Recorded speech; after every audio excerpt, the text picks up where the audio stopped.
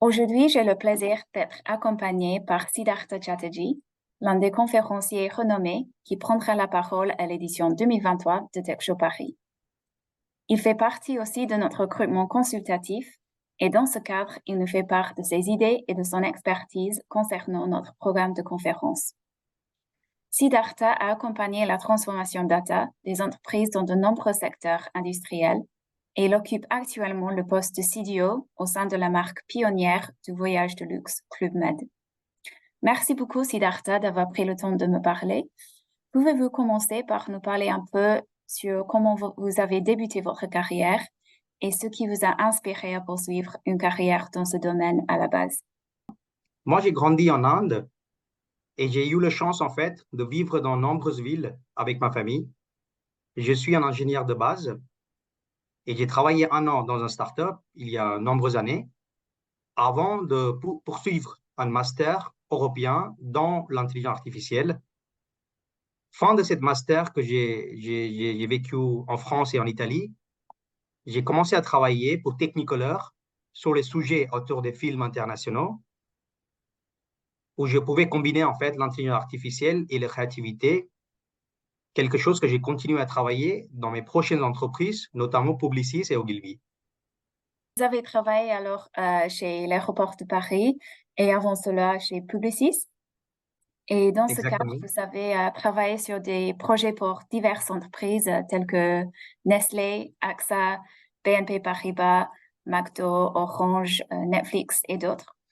Du coup, votre rôle diffère-t-il beaucoup lorsque vous travaillez pour différentes industries? Effectivement, quand on travaille pour plusieurs entreprises, avant j'étais chez Aéroport de Paris et j'ai également travaillé chez Publicis. Effectivement, quand on travaille sur plusieurs secteurs, il faut bien comprendre les produits, les services proposés par ces entreprises, le secteur des entreprises et aussi la culture des entreprises. Chaque entreprise a une culture et des services et une proposition de valeur qui est différente. En revanche, les bases business, telles que le data, le marketing, le digital, ça reste similaire. Il faut chaque fois adapter en fonction, en fait, des besoins de consommateurs et les objectifs de l'entreprise. Même si Aéroport de Paris, c'est une société, mais il y avait plusieurs secteurs, type le tourisme, l'aviation et le commerce. Il faut effectivement comprendre les besoins de consommateurs pour chacun de ces verticaux afin de développer des services qui les amènent de la valeur et ensuite soient adaptés en fait à des enjeux d'entreprise, notamment avec la data. Oui, je vois. Et revenons à votre poste actuel chez Club Med. Quelles sont vos principales responsabilités en tant que CDO et comment celles-ci s'intègrent-elles dans la vision globale de l'entreprise?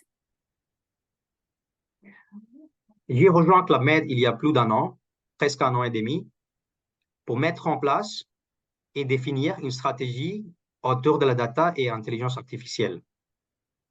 Et cette stratégie a plusieurs objectifs, plusieurs déclinaisons. Le premier, c'est la génération de valeur business et la satisfaction de clients avec la mise en place de nombreux cas d'usage qui utilisent la data et l'intelligence artificielle. Et ensuite, on a un deuxième objectif qui est démocratiser en fait le patrimoine des données très riches que nous avons au sein de l'entreprise auprès de tous les collaborateurs via des outils qui soient intuitifs et utiles. Et ensuite, on a aussi un troisième rôle qui est mener en permanence l'innovation de pointe, celle qu'on utilise maintenant sur le sujet d'intelligence artificielle générative, qui est un sujet d'avenir. Et évidemment, pour faire tout ça, il faut mettre en place une gouvernance qui soit claire et pertinente. Et il faut aussi, surtout, collaborer avec toutes nos équipes, tous nos métiers, avec qui on co-construit tous les projets et tous les cas d'usage qu'on va mettre en place. Et j'imagine que vu la rapidité d'évolution dans votre secteur, vous devez constamment adapter votre façon de travailler. Comment les récents progrès de l'IA ont-ils influencé votre rôle? L'intelligence artificielle, entre guillemets classique ou traditionnelle, ça existait déjà. qu'on l'utilise au quotidien sur plusieurs sujets. Les sujets de prédictive, pour comprendre les préférences de clients, pour mieux cibler nos clients avec des messages qui soient plus pertinents. Par contre, l'intelligence artificielle générative permet de passer de prédictive à prescriptive. C'est-à-dire qu'on sait non seulement quelles sont les tendances, quelles sont les préférences de nos collaborateurs, de nos clients, mais aussi utiliser l'IA générative pour résumer en fait les plans d'action qu'on dit prescriptives. Et puis, il y a aussi de nombreux cas d'usage en fait qui sont associés à ces sujets qu'on étudie en permanence et on y travaille. Et quels sont les principaux facteurs environnementaux ou sociaux qui influencent votre travail en ce moment?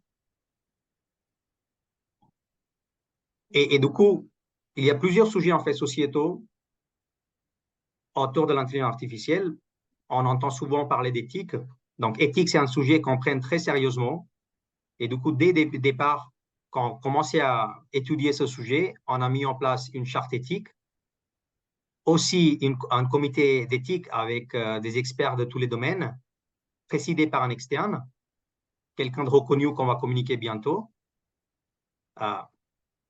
Et ensuite, il faut toujours que l'humain soit au centre en fait des usages qu'on fait, soit le client ou le collaborateur.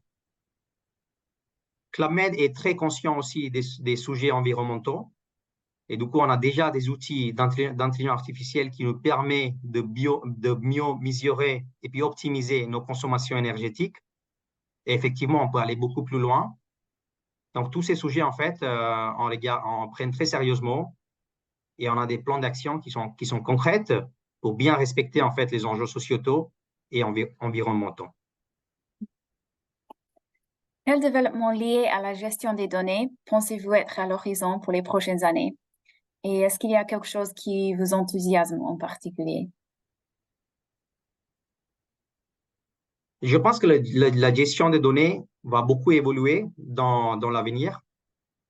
Et je pense et je crois profondément que la gestion de données va devenir plus en plus intelligent et toujours centré en fait à la valorisation des données. Et je crois aussi que l'intelligence artificielle va non seulement être utilisée pour créer des applications centrées clients, mais il y aura aussi des usages pour mieux gérer des clients, mieux gérer des données, la sécurité des données, la confidentialité des données, la qualité de données. Tous ces sujets, on va pouvoir aller beaucoup plus loin grâce à l'intelligence artificielle et des nouveaux outils qui vont bientôt sortir, qui existent déjà d'ailleurs. Et du coup, je pense que le domaine va tellement évoluer et il y aura beaucoup de choses, des nouveautés en fait, qu'on pourra utiliser et continuer à développer. Et enfin, quel conseil donneriez-vous à ceux qui aspirent à occuper un rôle similaire de CDO? Il y a plusieurs choses. Je pense que la première chose pour un CDO, c'est d'être un agent de changement, d'essayer de faire des changements en fait dans les entreprises, le façon de travailler, la façon de créer, la façon de développer, parce que les outils en fait qu'on propose via notre domaine permettent d'aller plus loin et plus vite, être plus intelligent. Donc, il faut avoir cet esprit en fait d'agent de changement. Et pour être un agent de changement, il faut aussi avoir un esprit de collaboration. Donc, il faut être toujours dans l'esprit de collaborer avec les métiers divers. Donc, la curiosité, c'est très important. Et ensuite, le troisième, tout ce qui est les usages respectueux de nos outils, de nos technologies, soit l'éthique, soit la sécurité, soit la gouvernance. Donc, c'est quelque chose, en fait, qui est très important.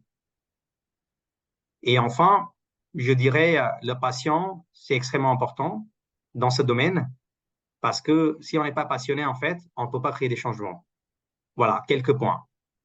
C'est sûr, c'est un très bon conseil. Merci beaucoup, Siddhartha, pour votre temps. Si vous voulez voir Siddhartha prendre la parole à Tech Show Paris, n'hésitez pas à vous inscrire en utilisant le lien dans la description. Encore merci. Merci, JR. À bientôt. À bientôt.